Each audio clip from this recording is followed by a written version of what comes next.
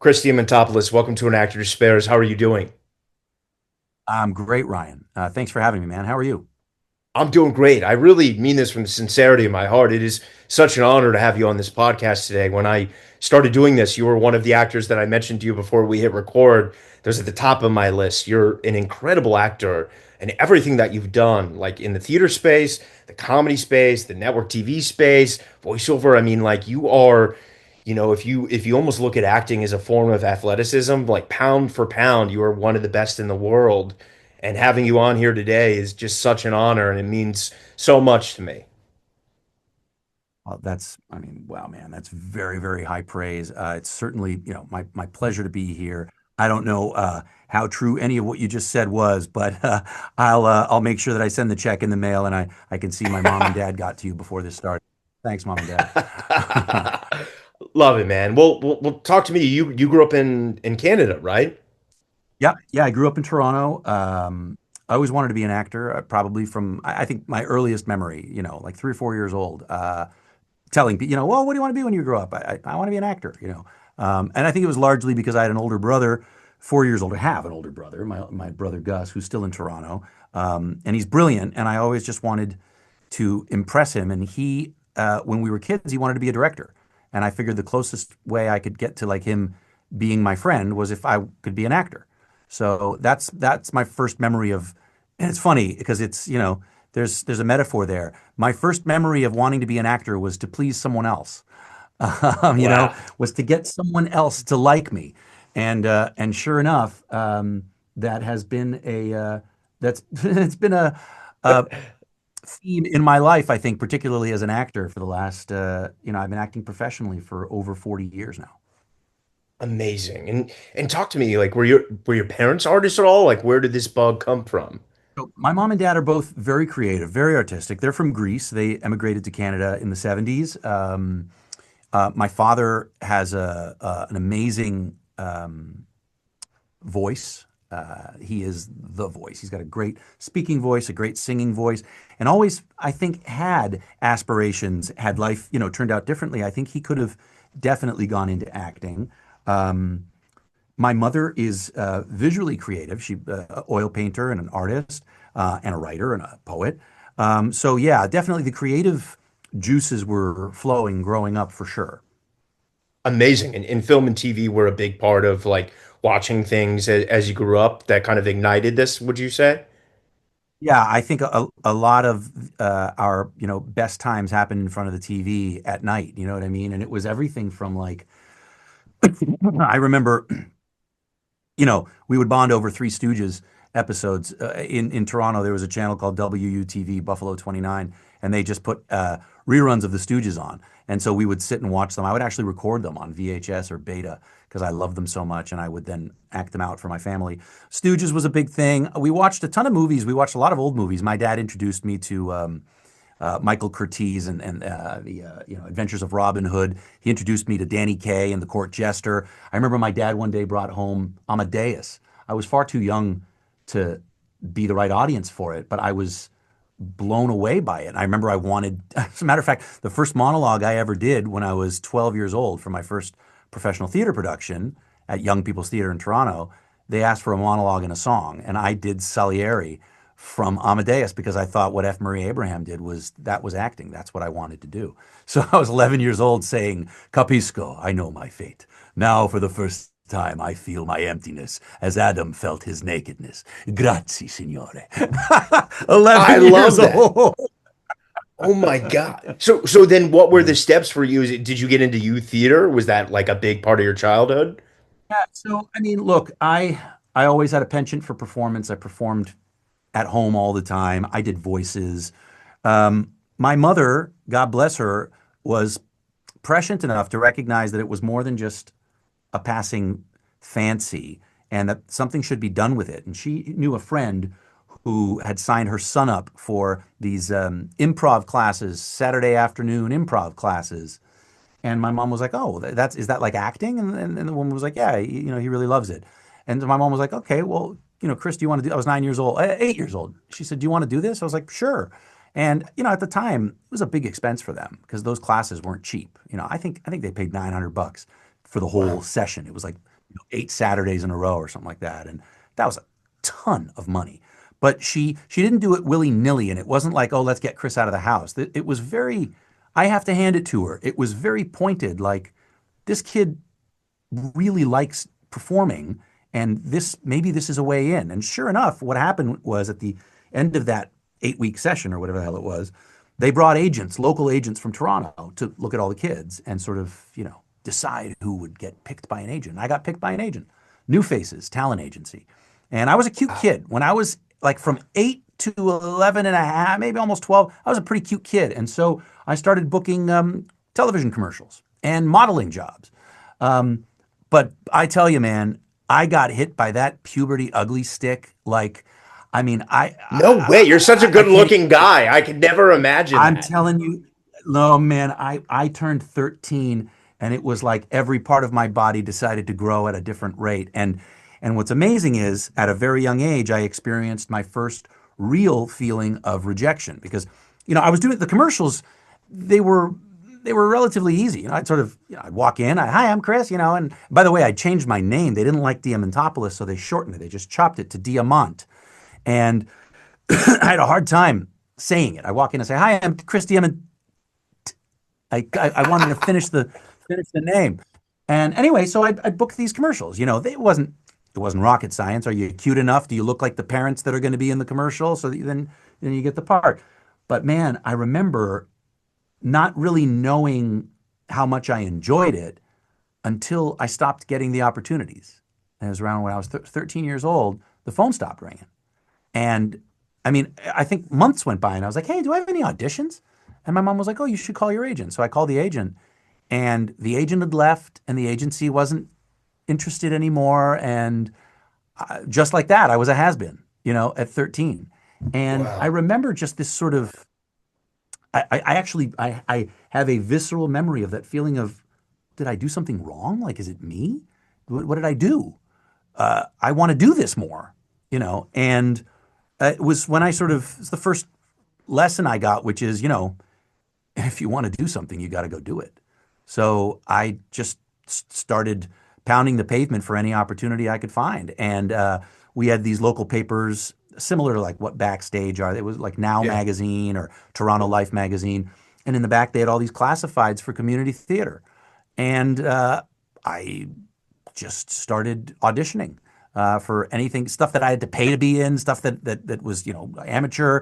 And then I started going around the city on my bike, and then later on my rollerblades, and just sort of dropping photos and resumes off to any agency or management company in the yellow pages, just dropping them off. Wow. And then, yeah, it was, I was very, very interested. And then, of course, at school, when I left middle school and got into high school, I was very interested in it, and I ended up landing this manager named Frank Hogg, Phoenix Artist Management. He was terrific, really, really great character. This guy from Saskatchewan, but he strangely had an English accent, and he wasn't from England. Wow.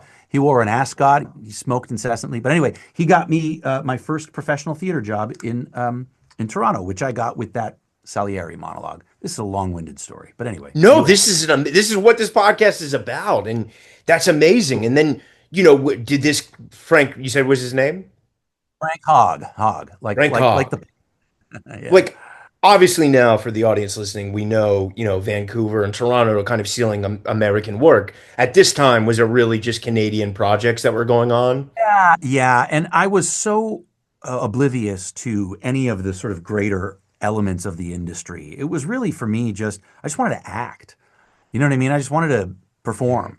So what started happening in high school was my early influences with Danny Kaye and Gene Kelly and all those movies my dad showed me really started sort of this feeling of like, oh, I want to do that.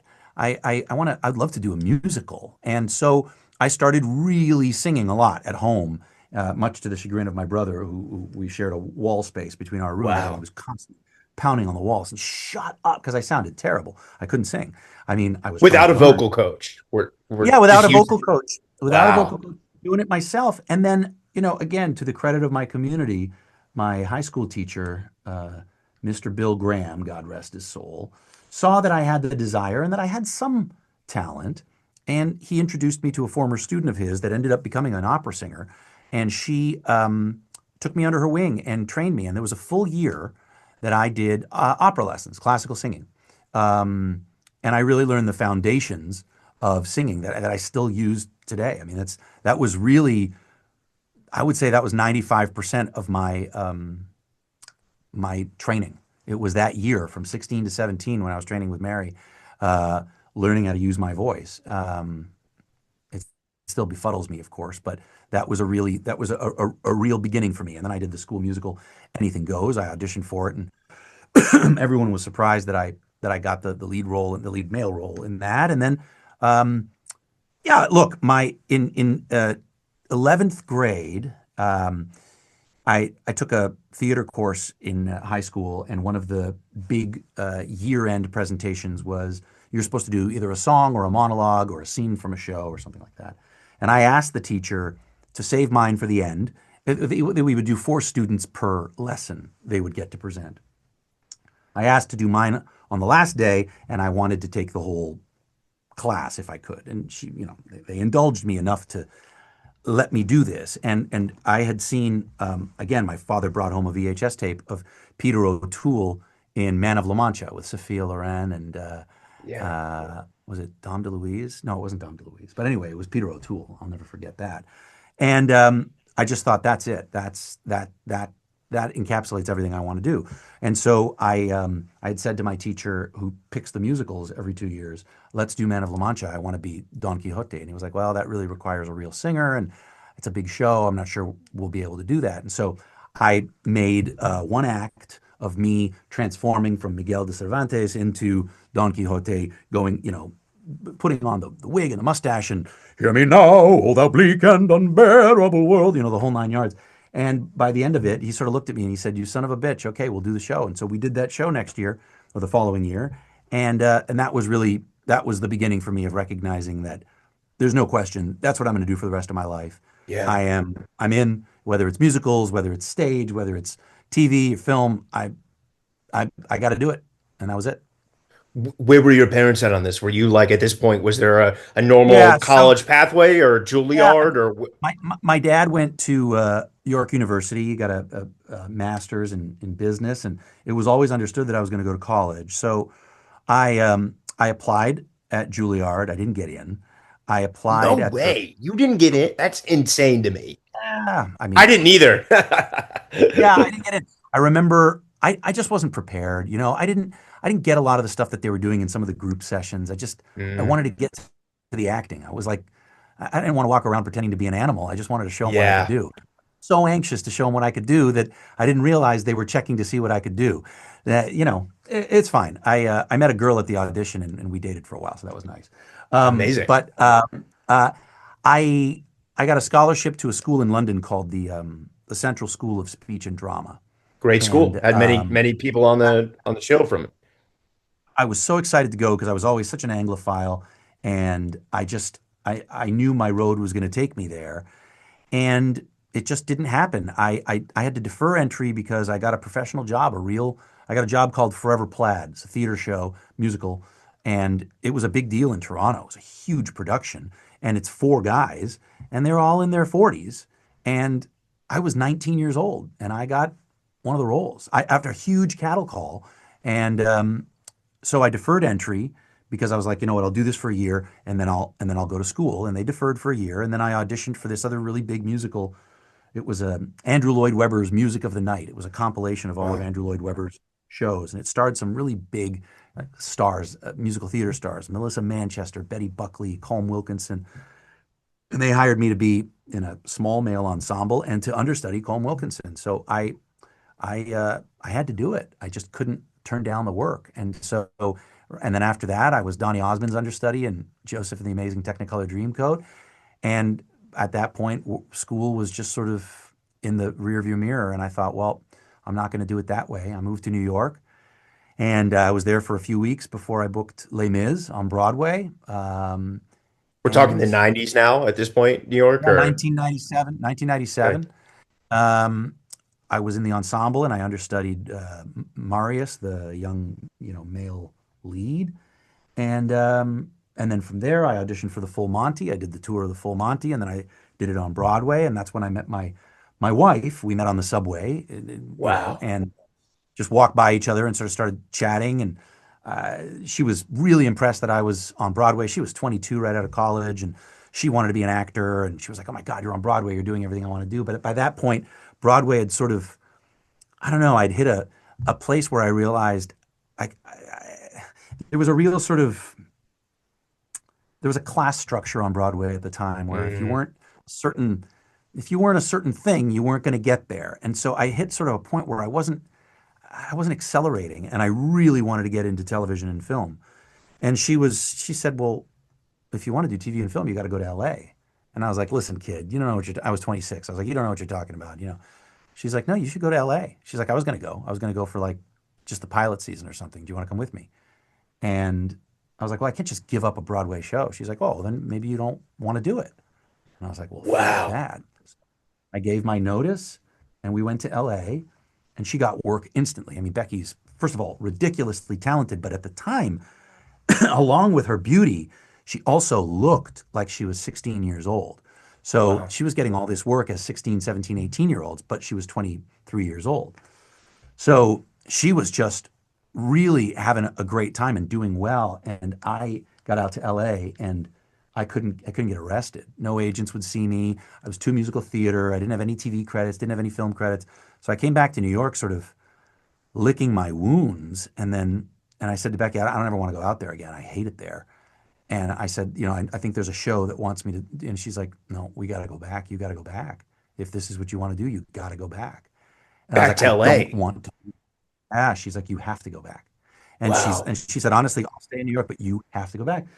And I do. I credit her with, any good decision I've made in my life. And we went back, and I pounded and pounded and pounded, and I got an agent, and I got a manager, and I started out doing, one line here and one line there, and never going to happen, never going to happen. And then little by little, it really sort of ended up boiling down to projects that were not on anyone's radar and roles that no one really wanted to do. But they were still a project, and it was still a role.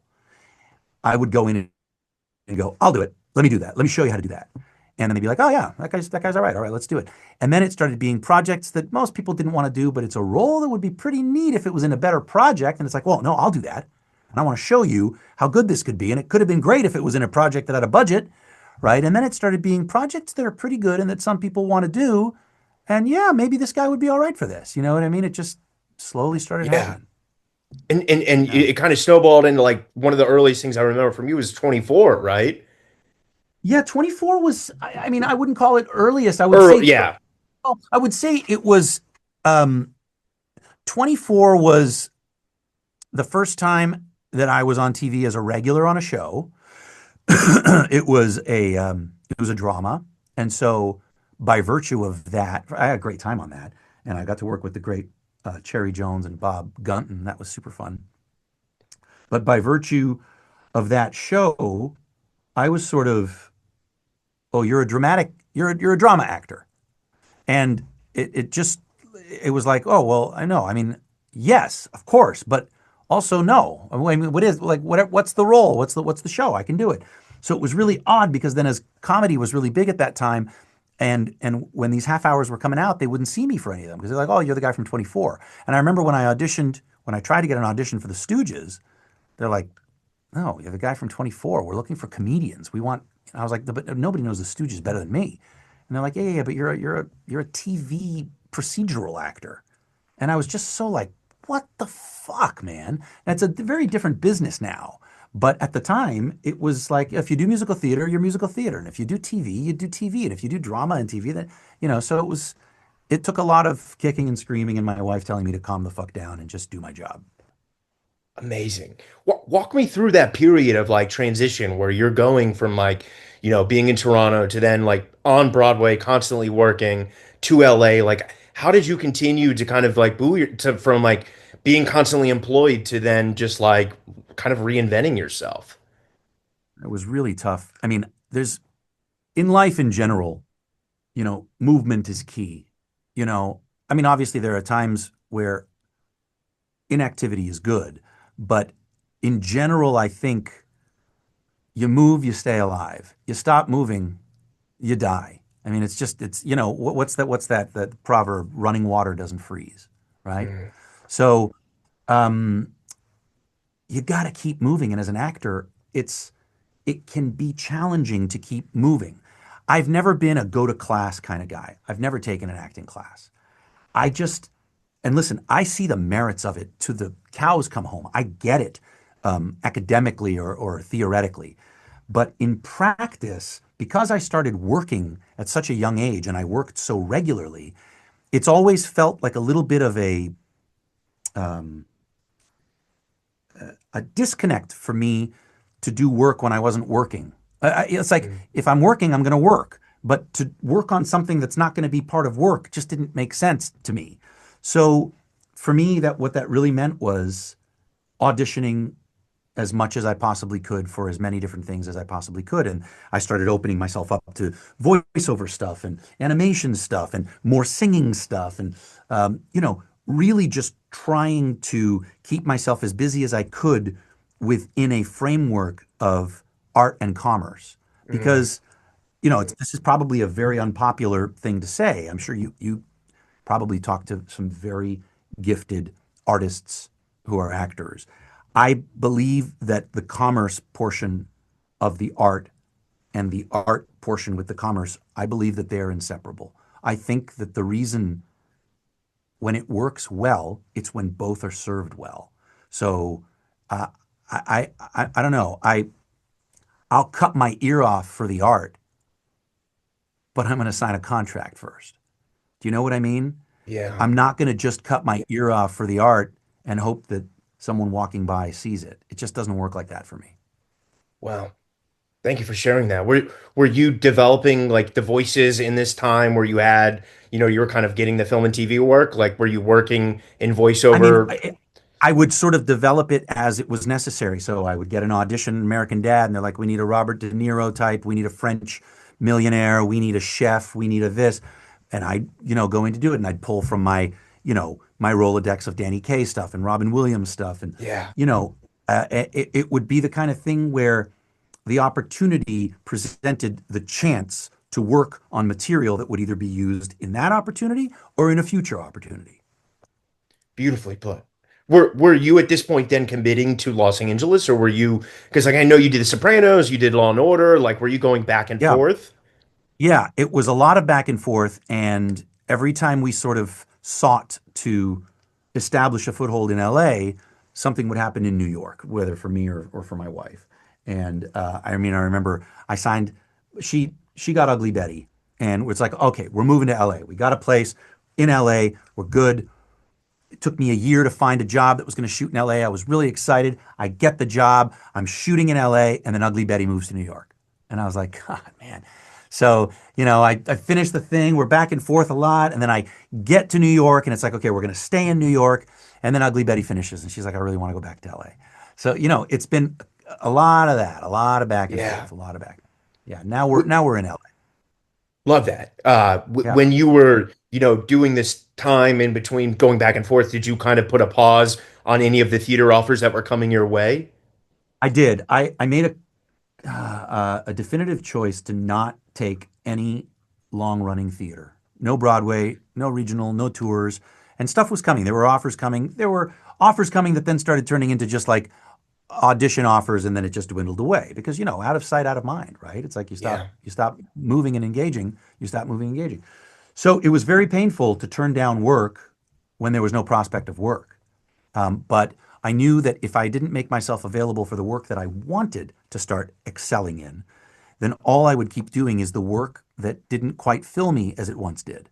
And that's no way to go.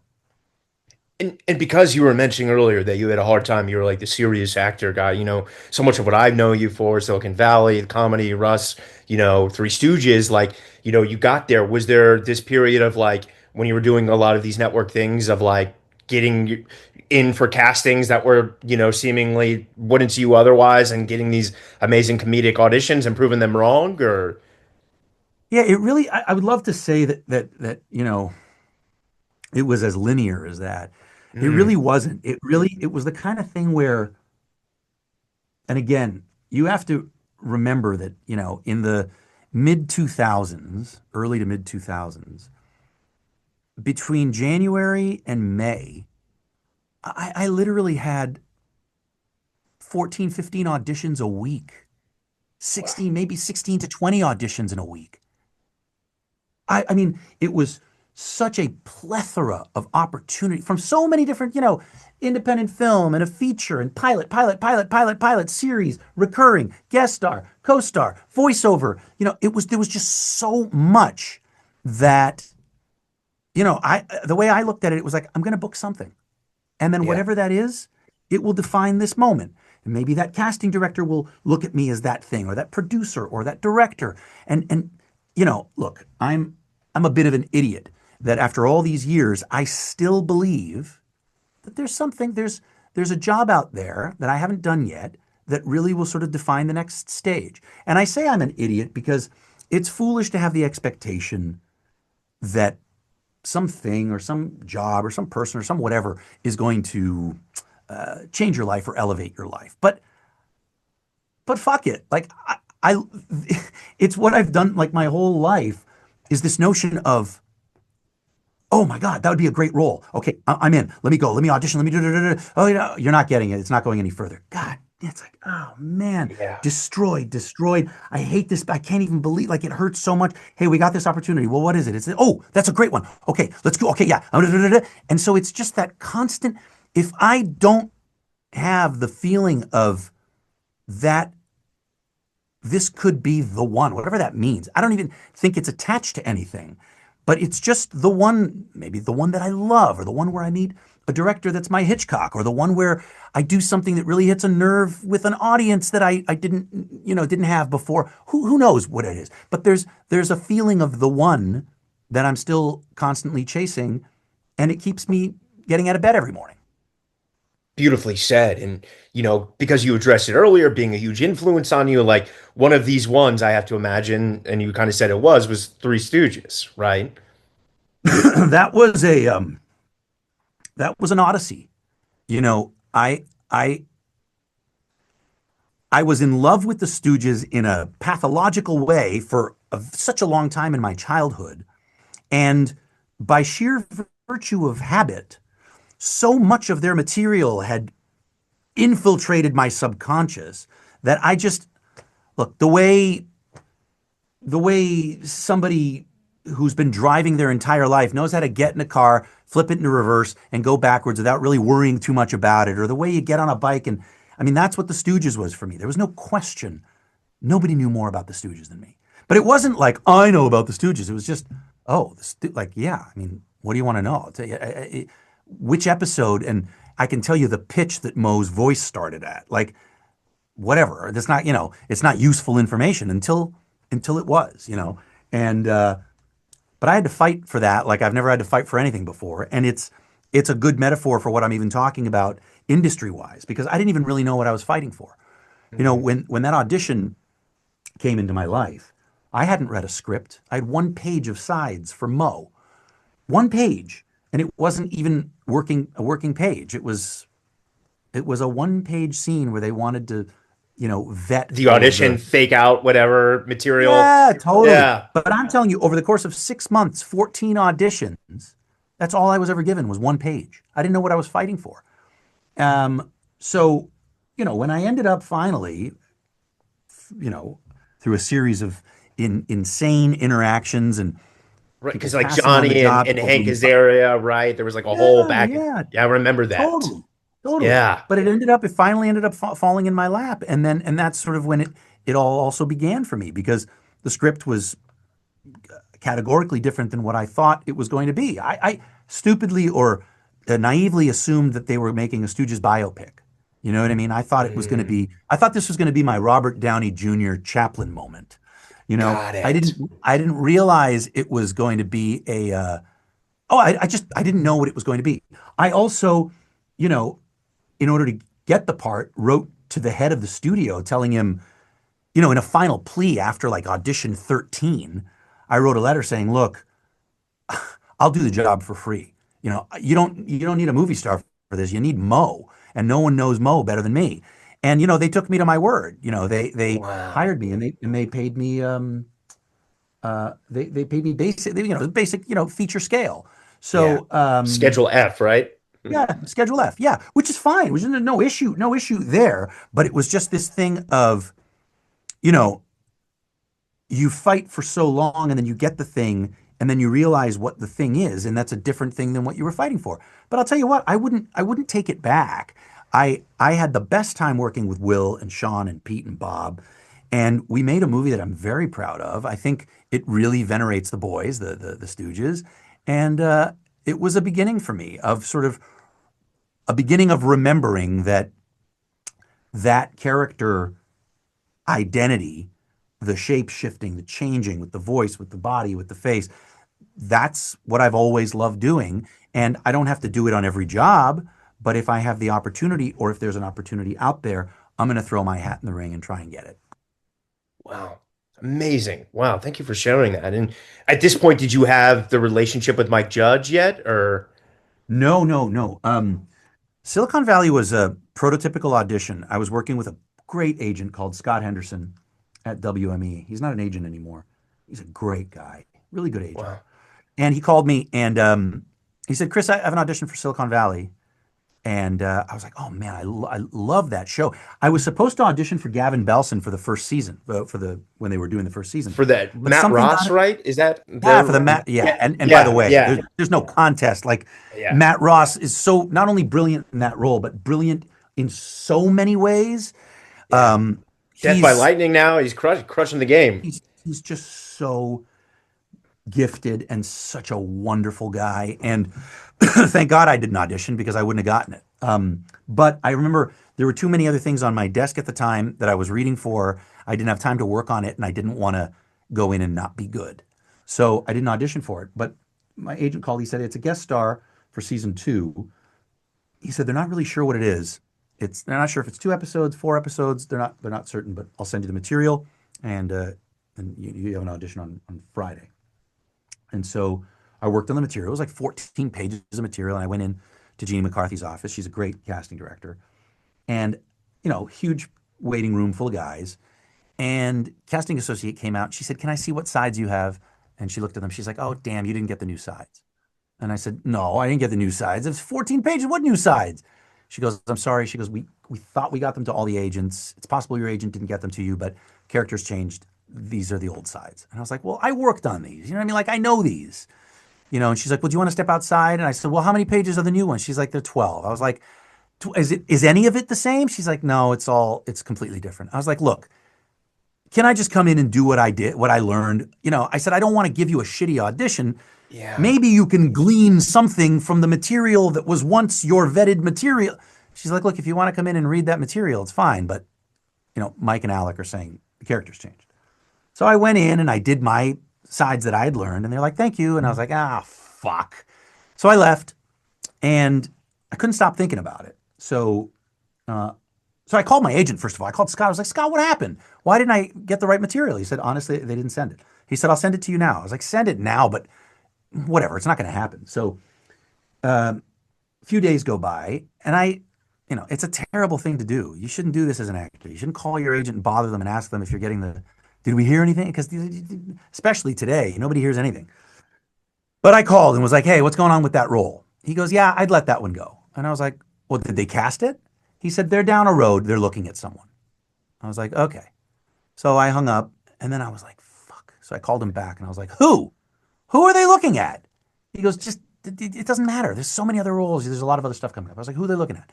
And so it turned out it was a client of his, John Bernthal, who's a phenomenal actor, Yeah. a really, really great actor. And he was also, at his a real liftoff point for his career. And Totally. The beginning of the I just, Apex. I just didn't fucking think that he was right for that role. And I and could never see him particularly in that role. when I looked at the new material, I was like, no, no. I mean, he's amazing, but He's like, "Well, that's who they're interested in." So I called Jeannie McCarthy's office and was like, "Hey, is Jeannie there?" And she got on the phone. She's like, "Chris, what's up?" And I was like, "Can I come back in and do the material?" I looked at it. She goes, "Well, it looks like we're down a road." I was like, "I know, but let me just come in. You show it to the guys." And she's like, "Sure, come on in." And I was like, "Okay." And I went in, and we did it like a number of different ways. I feel like I did the prototypical way that ended up on screen, but I did it like as like a Matthew McConaughey type. I did it as I tried. I threw the kitchen sink at it, and I think we did it like five different ways. And she was like, "Do you feel good?" I mean, to her credit, what a lovely thing to do for Yeah. a fucking psychotic actor that just needs to come back in and do it again. But she really did. She was like, "Yeah, try it again." And so she's like, "Okay, great." And then I got a call from Scott. Did you go into Jeannie's office? And I was like, well, I didn't force my way in. He said, well, I think we're getting an offer. And I never asked him, my assumption is that John just got busy and, ended up Yeah. doing something else. That's what I assume happened. But you never fucking know. And I ended up getting the part. And I remember before the first day of shooting, asking my agent to reach out to Mike and Alec, find out which version they want me to do so I can be prepared. And I never got an answer. And I show up on set, and there's Mike, and he's just about as humble and chill as salt of the earth guy. You know what I mean? Hey, how you doing? Glad you're here. And I was like, hey, which version do you want? He's like, all right, whatever. Just do the thing. Do your thing. And so I just sort of went for it. But I'll never forget, man, my first scene, and all those guys, that were used to because they had their nice little rhythm going, right? And I did my first scene, and they say cut, and like clockwork, each of them slowly drifted from the set back to Video Village. Each of them went back, and I couldn't see what was happening, but I saw them heatedly talking to Alec Berg, clearly about what I'd just done. And Mike sort of sidles right up next to me and quietly goes, don't fucking change a thing. Keep doing exactly what you're doing. Because I was Wow. basically brought in to disrupt them, right? To completely Yeah. fuck with them. But they were deeply concerned that they had made a really poor casting choice. Oh, I've heard things about that show, but that's amazing. You're so amazing as that character, and like, Thanks, man. what was that a great ride, a great time in your life? I loved it. Yeah, I almost wasn't able to do the show because I'd signed on before that to Jason Tatum's About a Boy show on NBC with Minnie Driver. They offered me to play her love interest for that season, and I accepted it. And and then I found out about Silicon Valley, and NBC said, "There's no way. You can't do it. You're not allowed. You can't do double duty."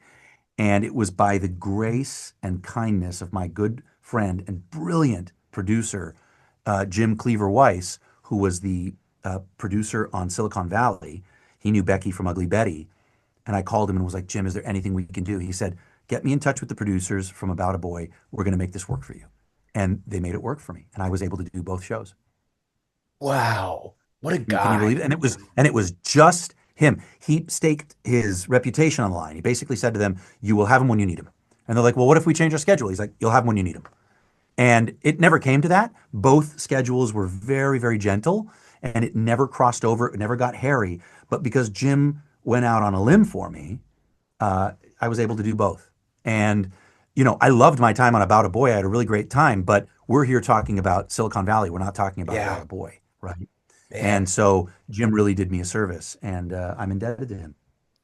that's amazing. And what a Yeah. ride that show was. And that kind of brings us to the beginning of like, it was already a thing, but streaming. Did you start to kind of see a change in the business as these kind of, companies started to kind of want to build their own wheelhouse of material? Yeah, it's funny. My career really didn't fully start ramping up until I realized that I am not an ABC, CBS, NBC network guy. And they were Mm, constantly telling me to shave, to cut my hair, to flatten my hair. There was so much about my appearance and the way that some of my visceral choices as an actor that they were constantly trying to tone down and tone down. And I was just like so stifled by the network idea of what a 30 or 40 something guy was. It's like, every guy was, anyway, it just didn't work for me. So it wasn't until I got a little taste of Sopranos, a little taste of Silicon Valley, when I realized it was these offshoots, not network, but stuff where it was like, no, we just want to make a fucking cool show. We just want a really yeah. neat fucking character or whatever it was. That's when it was cable and then ultimately streaming where I realized I could be set free, and just be, because I was trying to conform. I came to LA at the time when the OC was really big, and Mm. that 70s show was really big. So it's like I there was just always something about either the way that I did it or the way that I looked that made me the one that they would bring in, that they were certain everyone would say no to. So then the one that they wanted would be the one that everyone said yes to. You know what I mean? Wow, totally. Yeah. So Amazing. the screen testing during pilot season was, there were seasons where I tested 14 times, you know, studio, network, studio, network, and it was always me and another guy, or me and two other guys, or me and three other guys, and yeah, yeah. And I mean, I'd heard from associates that I know that had since left. They were like, we would take your tape and we would show it to some of the other actors that the showrunner really wanted, and we'd say, okay, so look here, right? So yeah, you can do it like that, because they had the look, or yeah, man, yeah, The politics of this business, man, but like the wherewithal for you to keep going and the talent that you have, and it's amazing. And walk me through, like obviously, like at this point around this time, like you said yes again to Broadway, and Waitress happened. Was that a big decision? yeah. So this is again my wife, right? So it's like I was about to do Good Girls Revolt, which was a show that got cut before it could really sort of experience what it was meant to be. It was just a little too early. Should have come out a year later. It would have been done great. But it was for Amazon, one of Amazon's early shows. And the schedule was a little dodgy. They weren't sure when they were going to shoot the pilot. And an agent, uh, oh yeah, I remember what it was. There was a workshop that was happening. An agent called me, a theater agent at a new agency, who was like, "Hey, we haven't worked together, but I know you got a Broadway history, and there's a 5-day workshop of this new show called Waitress in New York. Do you have any interest in doing it?" I was like, "I don't think so." And I hung up, and my wife was like, "Who's that?" I was like, "Some workshop for 5 days." She's like, "Call him back. Tell him you'll do it. I want to take the kids to New York. Let's go to New York." And I was like, "All right." So I called him back. I was like, "Yes, I'll do it." I didn't even really know what it was. Um, Had I known what it was, I would have said yes, because I'm such an admirer of Sarah Bareilles and of Diane Paulus, and I was just like, I didn't know what I was getting into, but I did the workshop and I loved it. I had a great time, and I guess the reports are that I did really well, because I started getting a lot of other offers on Broadway again after that, and they really wanted me to do the Waitress show. But I had Good Girls Revolt in the bag, and I was going to do that, so I went and did it, and then Waitress opened, and it did very well. But then Sarah Bareilles herself wanted to go into the show. And she was, I guess the idea was that she really enjoyed what I did in the workshop, and she wanted to see if I would come back. And they called to say, "Chris, will you do it?" And I said, "No, we're not going to move back to New York. We got two kids." And I hung up, and Becky said, "Who is that?" I was like, "They wanted me to go do Waitress." She said, "Call them back. Tell them we want to move back to New York." I said, "We do?" She said, "Yeah, I'm kind of done with LA. Let's move back to New York." And I was like, "Okay." So I called them back. I said, I guess I'm doing it. And yeah, it was. I'm glad I did it, but doing a Broadway show when you have two small kids, for me, wasn't very easy, because Mm. it's 8 shows a week. It's a lot of singing.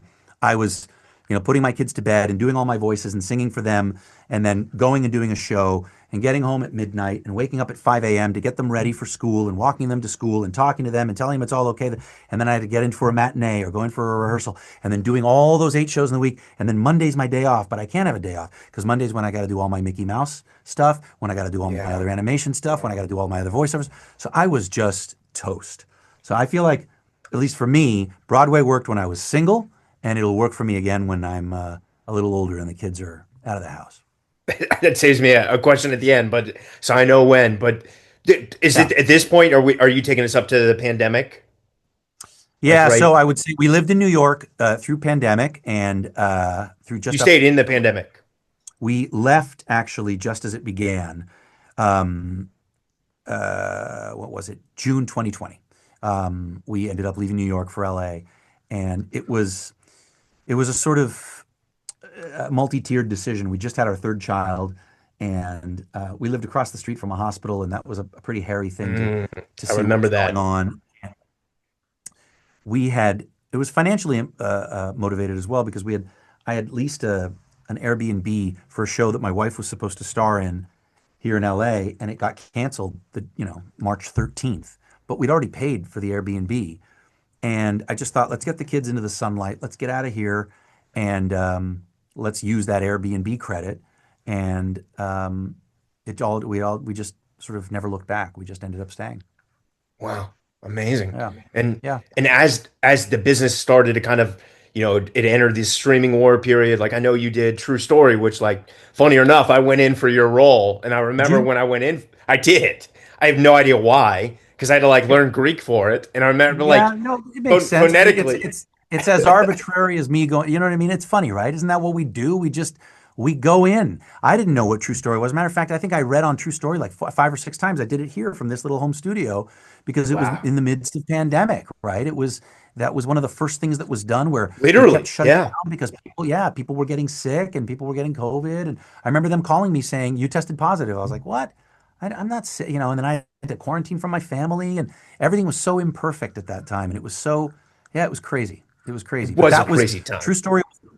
True Story was the second of several jobs that Rachel Tenner's office, the casting director, the brilliant Rachel Tenner, um, Great office to was be to like your work. they're wonderful. I mean, they're brilliant at what they do. And I can say this particularly when I look at the roles that I've read on that I didn't get, and then I see who gets them. I'm like, yeah, I get it. It makes sense. It doesn't make me feel great, but boy, oh boy, did they make the right choice.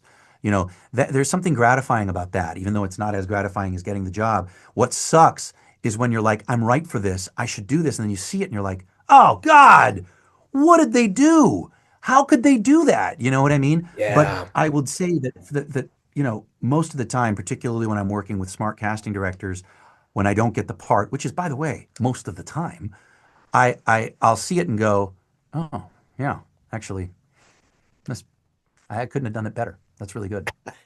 I love that. I Yeah, mean, what yeah.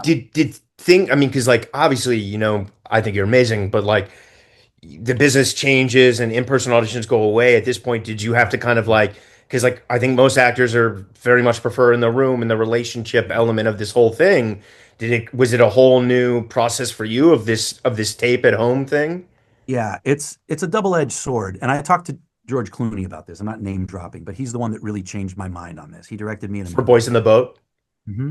And I was complaining to some actors about how, well, now it's like they're only seeing this and you don't have any notes and you don't know if what you're doing is completely wrong. And he goes, "Can I jump in on this conversation?" I was like, "Yeah, please." I said, "Look, when you were coming up, you got to go in the room and show them all your charm and have a little conversation and maybe then they think of you for this role or whatever." He goes, "You're wrong." And I was like, "I'm wrong?" He goes, "You're wrong." And he goes, "You're wrong because it's a business. And in the business, I don't have time to come in for a producer session and sit and watch you do your thing. I'm going to take a look really quickly as I'm getting in my car and go, oh, yeah, he's really good. Yeah, hire Chris. A lot faster than I would if I had to come in for a set producer session." Now he goes, "I'm not saying that the in person thing doesn't have its merits. And of course, you're missing it. But he goes, you're missing the point because what you get to do now is you get to play with house money. You walk into the casino, they hand you $10,000. Win or lose, you're not losing anything. They gave you the Yeah. money. So you're gonna play. If you lose the 10 grand, you didn't lose 10 grand. You just had a ball playing for however long you're doing these auditions. If you win, you gave nothing up. So he said, you need to change your attitude. And boy, oh boy, was he right. But I'll tell you, Ryan, it's not easy. I go through phases where I'm like, you got to get it up. And it's not just learning the lines and setting up the studio and the lights and the thing and getting a reader. And it's not just that. Those are the logistics. It's the emotional component of like, is anyone gonna watch this? Are they negotiating right now with 4 other actors? Is is this an exercise in futility? Why am I doing this? And then instantly, but I all feel that like that happens in every like the day. course. Yes, Yeah. it's a microsecond. Yeah. But then what Yeah. happens is, no, it's not, because you have to keep moving, and this is the opportunity, and maybe this is the one. It goes back to that, and it's that there. It's a line that Cervantes has, which is, "I don't have the courage to believe in nothing, so I've got to believe in something." So I believe even at 50, that I haven't gotten there yet. I haven't gotten a chance to do that which elevates me and fully illustrates my capabilities. So I'm going to keep going. Let's keep going. Love that. And that kind of segues perfectly into like what's interesting to you now. Like obviously we're here to speak about Bull Run. Like, talk to me about your choices and what you're deciding to, really say yes to. Look, it really not a lot has changed. I want to work with the best people that are out there. I want the the screenwriters and the director and the producer and my fellow actors to make me better. So I look for something in the script or the character that's engaging, and then I hope for a collaboration with a team that knows what they're doing. You know what I mean? I'm not in a position right now to be turning down offer after offer. I mean, things will come in as offers, but in general, I love acting and I like performing so much that I'm going to give things a real consideration before saying, no. So, I mean, it goes back to earlier in our conversation where it's art and commerce, and it Yeah. has to fit within the business aspect of my life and it has to fit within the creative aspect of my life. I like to not repeat myself. So if I've done a big brash comedy, I'd rather not just go into another big brash comedy, but I don't often have that choice. If the opportunity presents itself and it's back to back, then I should be so lucky. I really do think that every opportunity, as hallmark and corny as it may sound, is a real blessing because it's arbitrary, you know, um, to the sense that if it doesn't come to me, it'll come to someone else. So if it comes to me, I want to treat it preciously, which is to say that when I get that feeling of, God, is this futile? It's a moment. And then it's like, shut up. No, it's not. It's a great chance to do the thing that you loved doing when you were 8 years old, and you get to do it again now. And and so yeah, that's really it. I want to stay engaged. I mean, I I loved traveling. I have loved traveling for work. I think with 4 kids, I'm excited to see what happens next year and so on with these tax rebates in LA. I'd love to Yeah. work in Los Angeles for a change. I haven't worked in LA in a long time. So Criminal wasn't in I'd love to LA. do something. What's that? Criminal, you did Criminal? criminal, No, right? no. Criminal was in Portland, and it actually uses Portland as like an unseen character. They use the topography of that city in a beautiful way, cinematographically speaking. Yeah, Wow. yeah, Amazing. Is yeah. you're so talented. I mean, directing, is that something you would ever do? I think that's very kind of you. Yes, it is something I would do. I've been approached to do it. I'm um I'm very sort of specific about how I go about things, and I feel like I haven't quite gotten to do what I really want to do as an actor yet, and I feel like that will inform me that much better with regard to how I might be as a director on set. So I think it's in my future. There are a few more steps I have to take as an actor before I can then say, okay, still a lot more for me to do as an actor, but yes, I'm ready to do this. And then the other key is having a story that I really would like to tell. And at this point, Yeah. it just hasn't come up. I can't wait to see it because it's going to be amazing when you do. And, you know, this is not an easy question. I've asked every guest that has ever done this podcast this question, and it's like your episode like 350, I think. It's a crazy time. We're talking about the film incentives in LA. So many things don't film in LA, this kind of like globalization element that is like allowed production to go to Budapest and London. And, for all the actors out there that, are the young Chris's in Toronto that are 19, and like just dreaming of breaking into this business and really don't know where to start, whether to move to a major market or what to even do. If it were you starting today, any words of wisdom you might have? Oh, man. And I know that's a really hard Um, question. no, it's not a hard question. I think of my dear friend Nick Wyman, who's just such a brilliant actor. He's a character actor in New York. He's done everything. Yeah, I mean, you recognize him from the Die Hard movie, but he's been on Broadway and everything. He was in Network recently with Cranston, and he was brilliant in that. He's brilliant in everything.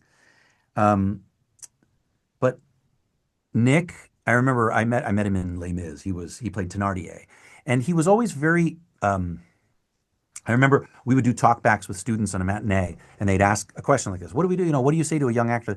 And I was what 23, and I Yeah. would answer. I'd be like, what? Follow your dreams and follow your heart, and just go for it. And it doesn't matter. And like move to New York or move to L.A. and just pound the pavement. And as I'd say this, Nick would go, "Shut up! Don't listen to him. He's an idiot." And I was like in front of them, I'd be like, "What the hell, man?" And he was my age, and he was 50, and he would say, "You're an idiot. That is not the advice. The advice is, don't do this. Don't do this. There are better things to do with your time. This is full of heartbreak. This business is at its best. It's maddening. There's no end to the level of need and desire that can never be fulfilled, and it just won't end well. So, don't even look into it." And I remember just thinking, what an awful thing to say. And then he would say to me as we were walking off, he said, "Chris, if that discourages them, there's no way they were going to do it." And what you hope for is the ones that hear that and go, "Ah, fuck you, old man. I'm doing it." Because they might have a chance. Yeah. Beautifully said. Thank you for that. Chris, this has been amazing. I am so grateful for your time, man. Like, Oh man, my truly. pleasure. I really like I've stolen from you. I've looked up to you and honestly, I hope we get a chance to work together one day, but you I'd carving love out that. this time, it's meant so much to me. It's my pleasure. You're a great interviewer. You clearly are a student of the business of the craft, and yeah, thanks for having me on, man. And I hope I wasn't too long winded, but I Are you appreciate kidding it. me? I literally was gonna say come back on the next thing, man. This is amazing. I'd love to talk If again. you'll have me, I'll be there for sure. Always. Thanks. Have a great day, Yeah. man. All right. All right. Take it easy, Ryan. All the best, buddy. Bye.